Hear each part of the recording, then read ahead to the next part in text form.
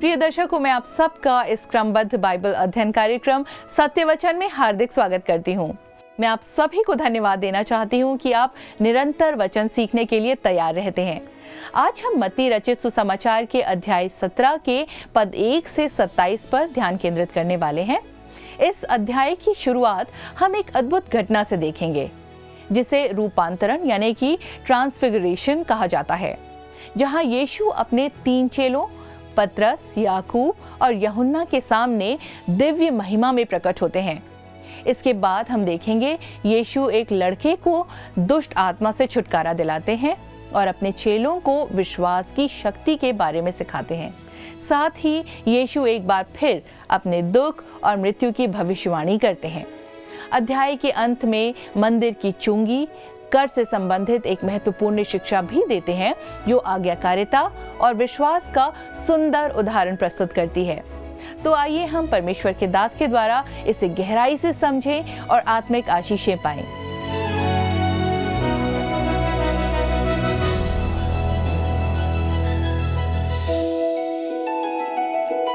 प्रिय मित्रों, प्रभु यीशु मसीह के पवित्र नाम में आप सबको नमस्कार।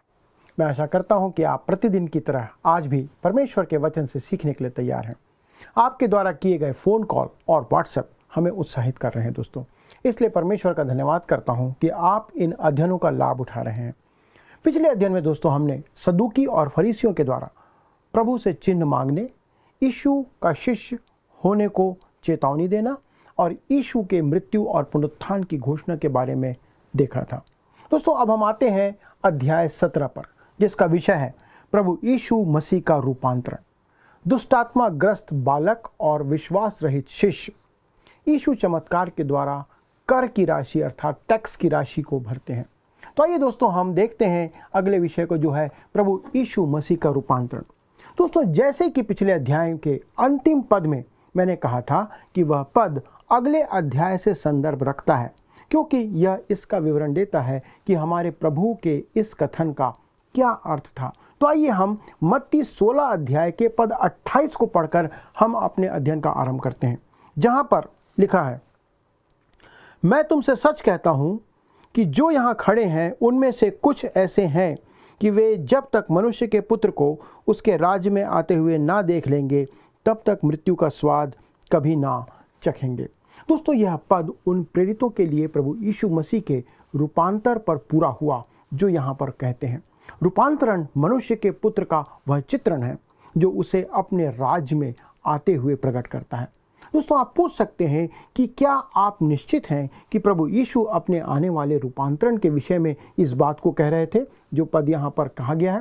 दोस्तों, शिमोन पतरस वह प्रेरित था जो उस रूपांतरण के समय वहाँ पर उस पर्वत पर उपस्थित था, तथा अपनी दूसरी पत्री में अर्थात दूसरा पतरस पहला अध्याय के पद 16 से 18 में वह अपने अनुभव को लिखते हुए कहता है, क्योंकि जब हमने तुम्हें अपने प्रभु यीशु मसीह की सामर्थ का और आगमन का समाचार दिया था, तो वह चतुराई से गढ़ी हुई कहानियों का अनुकरण नहीं था, वरन हमने आप ही उसके प्रताप को देखा था।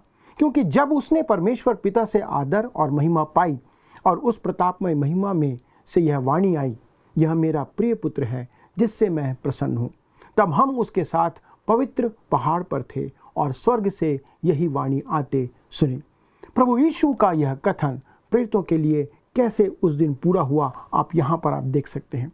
जब अपने 3 शिष्यों की उपस्थिति में रूपांतरण के पर्वत पर प्रभु यीशु मसीह का रूपांतरण हुआ था, तभी यह कथन उनके लिए पूरा हुआ।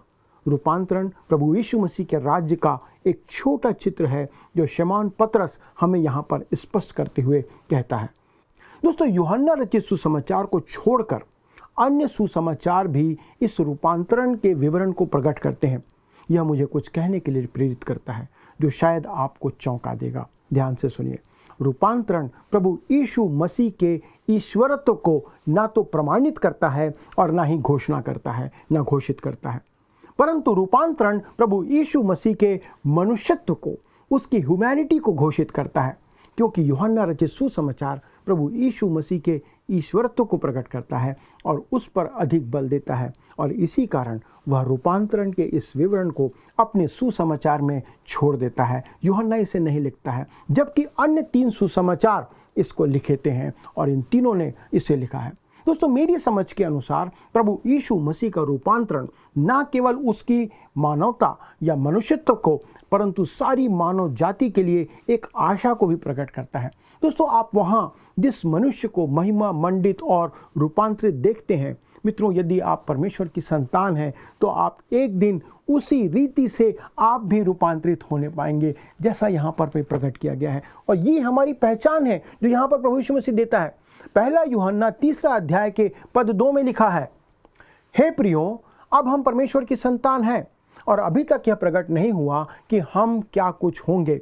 इतना जानते हैं कि जब वह प्रकट होगा तो हम उसके समान होंगे, क्योंकि उसको वैसा ही देखेंगे जैसा वह है। दोस्तों, मसीह के जैसे महिमामय होने का अवसर हम में से हर एक विश्वासी को, प्रत्येक व्यक्ति को मिलेगा।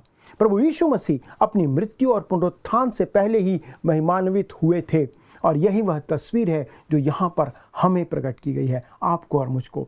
लूका अपने सुसमाचार में विस्तार पूर्वक वह जानकारी देता है जो ना मत्ती और ना ही मरकुस देते हैं, क्योंकि लूका एक डॉक्टर था, एक वैद्य था जो प्रभु यीशु मसीह के संपूर्ण मनुष्यत्व को, उसके ह्यूमैनिटी को हमारे सामने रखता है।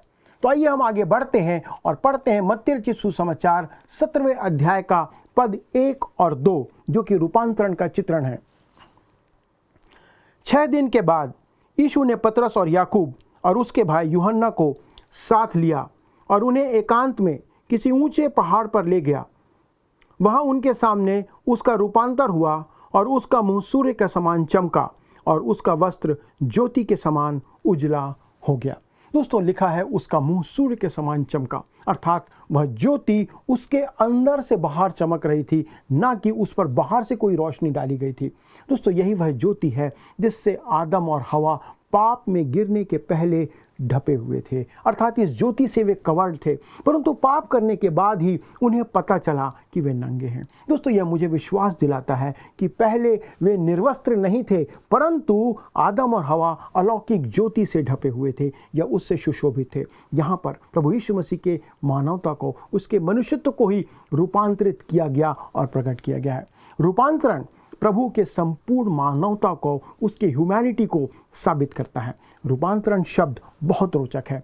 जीव विज्ञान की भाषा में इसे मेटामॉर्फोसिस कहा जाता है, अर्थात रूप का या उसकी संरचना का परिवर्तित होना। दोस्तों, आप जानते हैं कि किस प्रकार एक छोटा सा जो रोएदार कैटरपिलर होता है या एक इल्ली होती है या जिसको हम कंबल कीड़ा भी बोलते हैं, एक दिन वह मेटामॉर्फोसिस की प्रक्रिया से गुजरकर एक सुंदर तितली बन जाता है। आज जो मेरे पास एक देह है वह कमज़ोर है और बीमारियों से भरी हुई है, वह एक दिन यह देह रूपांतरित हो जाएगी और उनकी देह भी, जो मसीह यीशु के आगमन पर जीवित होंगे, उनकी देह भी रूपांतरित हो जाएगी और रूपांतरित होकर के वो एक नई देह में बदल जाएगी। दोस्तों, यह उद्धार पाए हुए मनुष्य की, आपकी और मेरी जीवित आशा है जो यहाँ पर प्रकट किया गया है। तब पद 3 में हम पढ़ते हैं, लिखा हुआ है, और मूसा और एलिया उसके साथ बातें करते हुए दिखाई दिए। दोस्तों, मूसा व्यवस्था का प्रतिनिधित्व कर रहा है और एलिया भविष्यवक्ताओं का प्रतिनिधित्व करता है। मूसा की मृत्यु हुई थी और एलिया अग्निमय रथ के साथ संसार से उठा लिया गया था। लूका हमें बता रहा है कि वे यरूशलेम में यीशु मसीह की मृत्यु के विषय में उसके साथ वार्तालाप कर रहे थे। लूका रचित सुसमाचार 9 अध्याय के पद 30 और 31 में लिखा हुआ है, और देखो, मूसा और एलिया, ये 2 पुरुष उसके साथ बातें कर रहे थे, ये महिमा सहित दिखाई दिए और उसके मरने की चर्चा कर रहे थे जो यरूशलेम में होने वाला था। दोस्तों, व्यवस्था और भविष्यवक्ता, ये 2 चीजें, दोनों ने यीशु मसीह की मृत्यु की गवाही दी जो यहाँ पर प्रकट होती है। पद 4 में आगे कहता है, इस पर पतरस ने यीशु से कहा, हे प्रभु, हमारा यहाँ रहना अच्छा है। यदि तेरी इच्छा हो तो मैं यहाँ 3 मंडप बनाऊं, एक तेरे लिए, एक मूसा के लिए और एक एलिया के लिए। दोस्तों, शमौन पतरस बोलने का कोई अवसर नहीं छोड़ता था। हम सब जानते हैं वो सदा बोलने के लिए खड़ा होता था। जब तक वह पेंतीकोस्त का दिन नहीं आया तब तक अक्सर जो बोलता रहा वो गलत बात बोलता रहा। बोलने के लिए दोस्तों यह गलत स्थान था। इस समय उसे शांत रहना चाहिए था। दोस्तों, जब वह मूसा और एलिया को प्रभु यीशु मसीह के तुल्य रखने का प्रयास कर रहा था, वो उन्हें बराबर देख रहा था, तब परमेश्वर स्वयं ही उसे झिड़क देता है। जैसा लूका 9 अध्याय के पद 33 में लिखा है, पतरस की इस नासमझ बात का स्पष्टीकरण देते हुए लूका क्या लिखता है, वह जानता ना था कि क्या कह रहा है। दोस्तों, ऐसे बहुत से लोग हैं, हम में से भी हैं, जो नहीं जानते कि वे क्या बोल रहे हैं, उन्हें क्या बोलना चाहिए। इस बात की बुद्धि आज हमें चाहिए।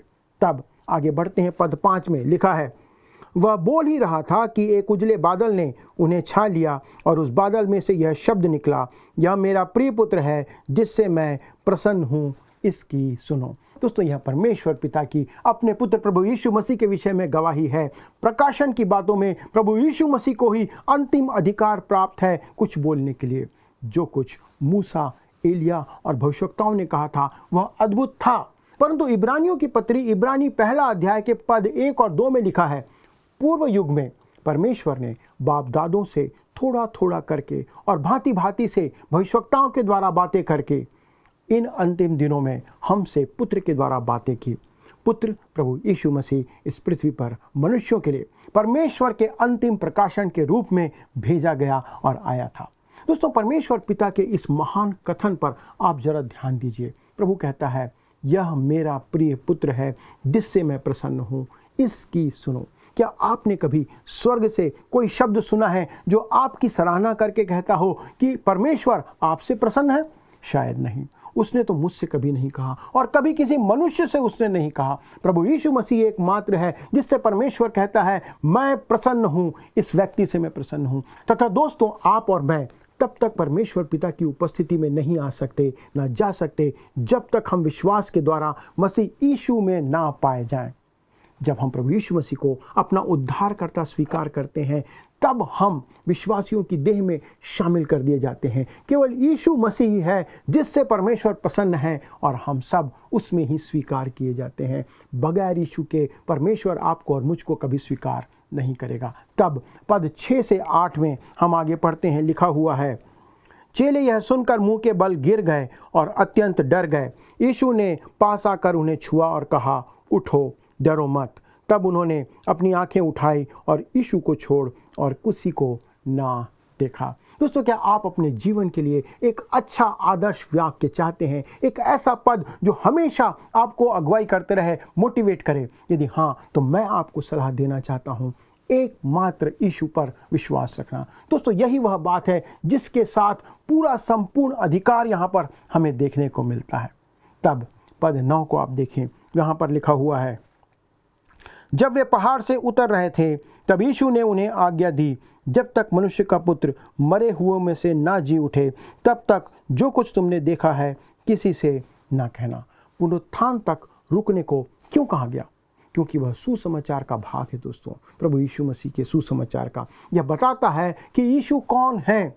वह परमेश्वर का एक आदर्श मेमना है। वह 3 वर्षों तक परखा गया और अब वह संसार के पापों के लिए मारे जाने को उस क्रूस की राह पर बढ़ रहा है। परमेश्वर को बलिदान देने के लिए वह निर्दोष था और उसलिए वो बढ़ रहा था। वह निष्कलंक मेमना हमें चाहिए था। वो वैसा वह मेमना था जो उसकी क्रूस की तरफ बढ़ रहा था। और प्रभु यीशु मसीह ही एकमात्र ऐसा है जो पूरी मानव जाति के बदले में मर सकता था, क्योंकि वह निर्दोष था, क्योंकि वह निष्पाप था।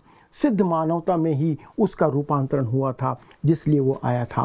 वो ही मानव जाति की आज पूरी आशा है।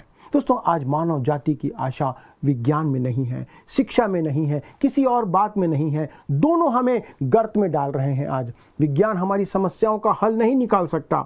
विश्वास करें दोस्तों, आज मानव जाति की आशा केवल एक नाम में निहित है और वो नाम है प्रभु यीशु मसीह। आप निश्चित हो जाइए कि आप उसे जानते हैं और आप उसे पहचानते हैं, क्योंकि आपकी आशा उस पर निहित है, उस पर निर्भर करती है। तब पद 10 में आगे लिखा है, इस पर उसके चेलों ने उससे पूछा, फिर शास्त्री क्यों कहते हैं कि एलिय्याह का पहले आना अवश्य है? दोस्तों, यह भी एक उल्लेखनीय पद है, एक कथन है। तब आगे पद 11 में आप देखते हैं, लिखा है, उसने उत्तर दिया, एलिय्याह अवश्य आएगा और सब कुछ सुधारेगा। दोस्तों, इसके आगे प्रभु यीशु मसीह मलाकी की भविष्यवाणी की पुष्टि करते हैं। जब पद 12 में आप देखते हैं, लिखा है, परंतु मैं तुमसे कहता हूँ कि एलिय्याह आ चुका है और लोगों ने उसे नहीं पहचाना, परंतु जैसा चाहा वैसा ही उसके साथ किया। इसी रीति से मनुष्य का पुत्र भी उनके हाथ से दुख उठाएगा। दोस्तों, यह वाक्य बहुतों के मन में एक सवाल उत्पन्न करता है, क्या वह वास्तव में एलिय्याह था? दोस्तों, हमने इसी बात को मत्ती 11 अध्याय में भी देखा था। शायद आपको याद होगा, इस अध्याय में प्रभु यह समझाने का प्रयास कर रहे थे कि यीशु को क्रूस पर इसलिए मरना पड़ेगा क्योंकि यूहन्ना बपतिस्मा देने वाला एलिय्याह नहीं था। इस बात को ध्यान रखिए। और मसीह के द्वारा अपने राज्य को या उसके स्थापित करने से पहले एलिय्याह का आना अवश्य है। प्रभु यीशु मसीह कह रहे थे कि यदि इस्राएली उसे अर्थात प्रभु यीशु मसीह को राजा के रूप में स्वीकार कर लेते तो यूहन्ना ही एलिय्याह नबी होता। इस बात को कह रहे हैं। मैं इससे आगे और समझा नहीं सकता, परंतु वचन का यही अर्थ यहाँ पर निकलता है जो लिखा गया है। जैसा लिखा है, इसी रीति से मनुष्य का पुत्र भी उनके हाथ से दुख उठाएगा। दोस्तों, यह दूसरी बार है कि प्रभु यीशु मसीह अपने मारे जाने की घोषणा करते हैं। तब आइए हम मत्ती 17 पद 13 को पढ़ते हैं, जहाँ पर लिखा हुआ है, तब चेलों ने समझा कि उसने हमसे यूहन्ना बपतिस्मा देने वाले के विषय में कहा है। दोस्तों, यहाँ पर इस बात को प्रभु यीशु मसीह पुष्टि करते हैं। तब आइए हम आते हैं अगले विषय पर, जो है दुष्टात्मा ग्रस्त बालक को चंगा करना। मित्रों, इस दृश्य में हमारे पास स्वर्ग राज्य की एक स्थिति है जो प्रकट की गई है, जैसे कि आज संसार में हमें देखने को मिलता है।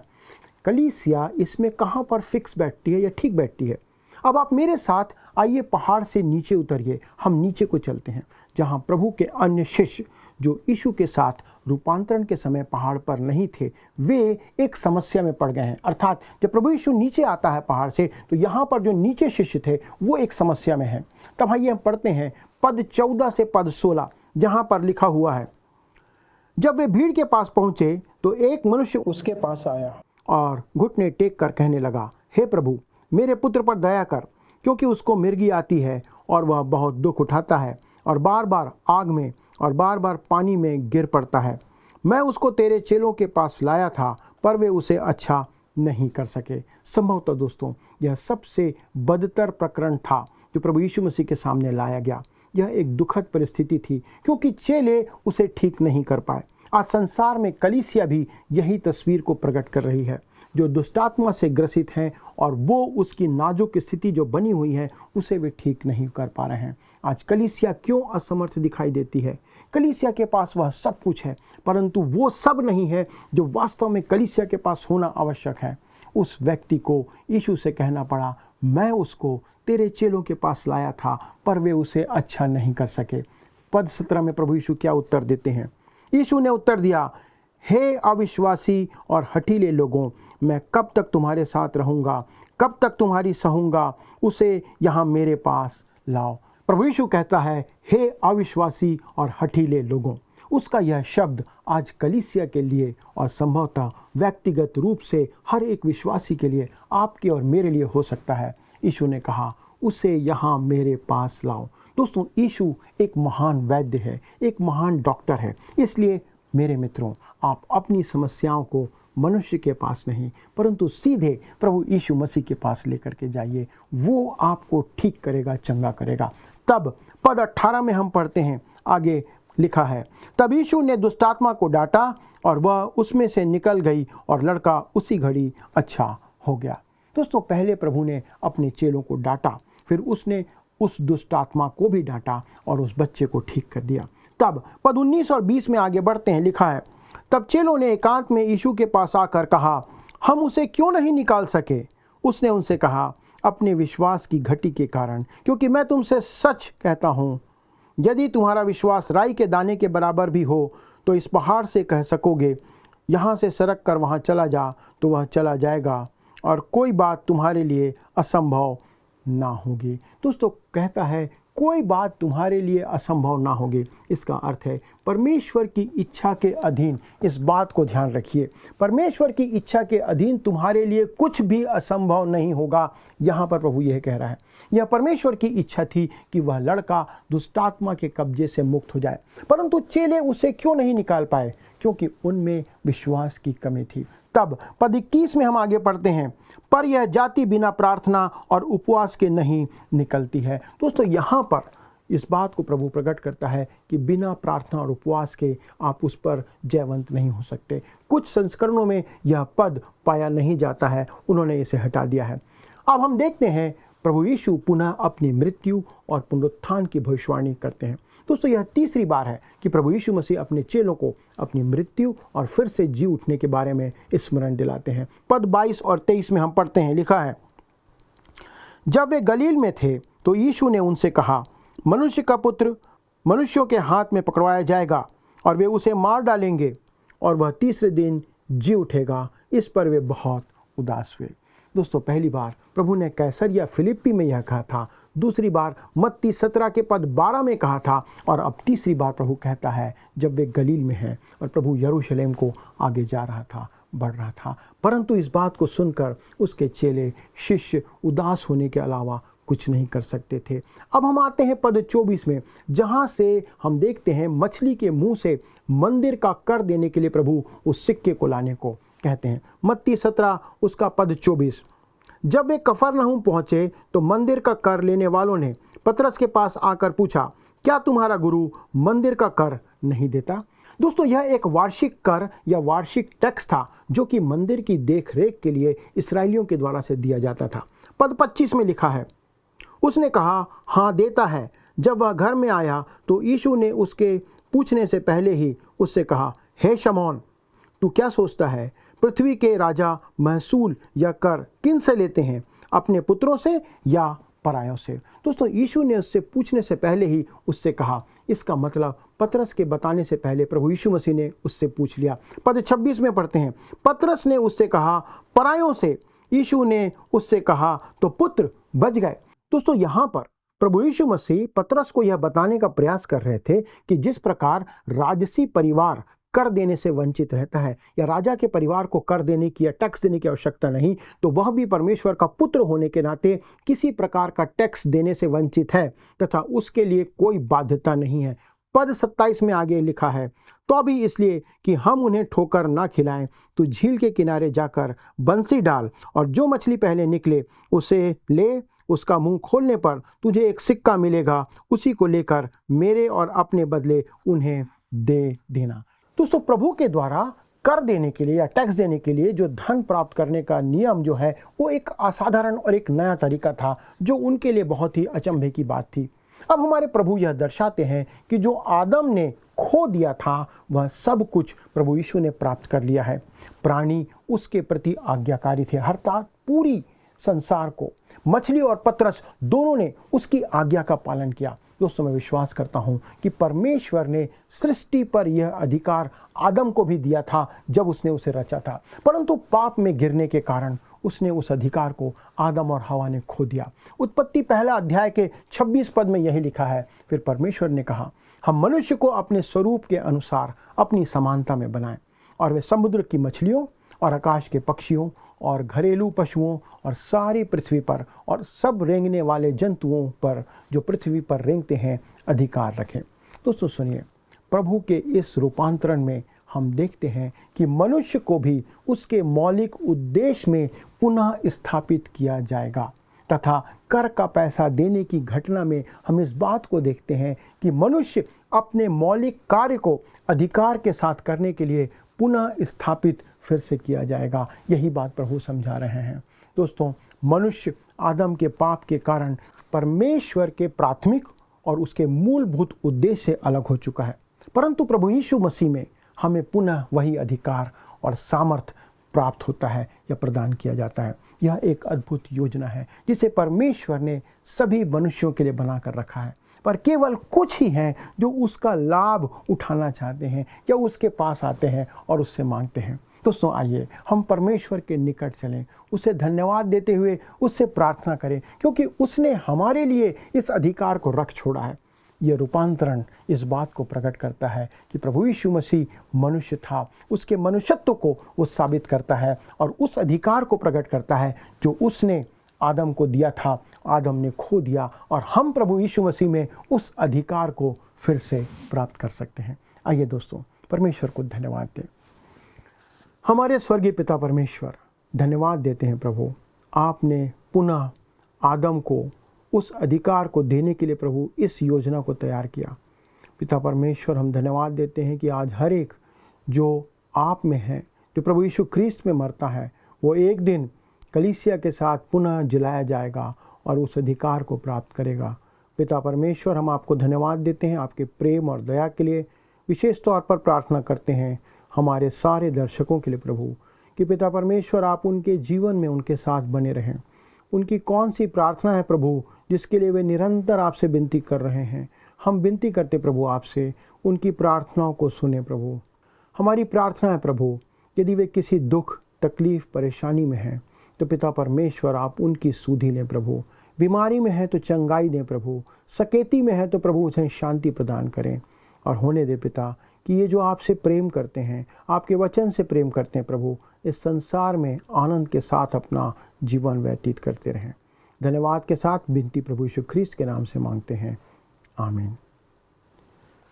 प्रिय दोस्तों, यदि आपके पास कोई प्रश्न है तो मैं आपसे फिर से निवेदन करूंगा, फ़ोन उठाएं, हमसे संपर्क करें। हमारे काउंसलर आपके फ़ोन का इंतज़ार कर रहे हैं। और यदि ऐसी कोई बात है जिसके लिए आप चाहते हैं कि हम आपके लिए प्रार्थना करें तो आप अपने प्रार्थना निवेदन भी हमें भेज सकते हैं। अगले प्रसारण तक परमेश्वर के अनुग्रह में बने रहें, उसके वचन पर चलते रहें और इस बात को याद रखें, प्रभु यीशु मसीह आपसे प्रेम करते हैं। आप सभी को प्रभु यीशु मसीह की आशीष प्राप्त हो। प्रिय मित्रों, आज के अध्ययन के द्वारा हमने देखा और सीखा कि परमेश्वर की महिमा को देखने के लिए विश्वास और समर्पण आवश्यक है। रूपांतरण की घटना हमें यीशु की दिव्यता का अनुभव कराती है, जबकि अन्य घटनाएं हमें ये याद दिलाती हैं कि विश्वास के बिना हम कुछ भी नहीं कर सकते। ये अध्याय हमें प्रोत्साहित करता है कि हम अपने संदेहों को दूर करें और पूरी तरह से परमेश्वर पर भरोसा रखें। साथ ही ये हमें विनम्रता, आज्ञाकारिता और विश्वास में बढ़ने के लिए प्रेरित करता है। आइए हम इन शिक्षाओं को अपने जीवन में लागू करें और एक सशक्त विश्वास के साथ आगे बढ़ें। परमेश्वर आप सभी को आशीष दे। आइए अब हम प्रश्नों की ओर चलें। पिछले प्रश्न का उत्तर है डी, झूठी गलत शिक्षा। बाइबल के अनुसार खमीर झूठी गलत शिक्षा को प्रकट करता है। आज के अध्ययन पर आधारित प्रश्न है, प्रभु यीशु मसीह का रूपांतरण उसके डैश को घोषित करता है। ए, अधिकार, बी, मनुष्यत्व, सी, ईश्वरत्व, डी, चमत्कारिक सामर्थ। मित्रों, इस प्रश्न का उत्तर हमें कल सुबह 6 बजे से पहले विकल्प ए, बी, सी या डी के साथ अपना नाम, पता, स्थान के साथ 9651433397 96514333397 पर SMS या WhatsApp करें। मित्रों, यदि आप इस अध्ययन को दोबारा सुनना चाहते हैं तो स्क्रीन पर दिए वर्ल्ड रिसाउंड्स टुडे हिंदी लिखकर आप हमारे YouTube पर सुन सकते हैं। अधिक जानकारी और प्रार्थना के लिए आप दिए गए नंबर 9651433397 96514333397 पर कॉल करें। हमारे परामर्शदाता आपकी सहायता के लिए सदैव तत्पर हैं। प्रभु आप सभी को आशीष दे। क्या आपको यह कार्यक्रम पसंद आया? अभी हमें एक मिस कॉल करें और आप अगले विजेता हो सकते हैं।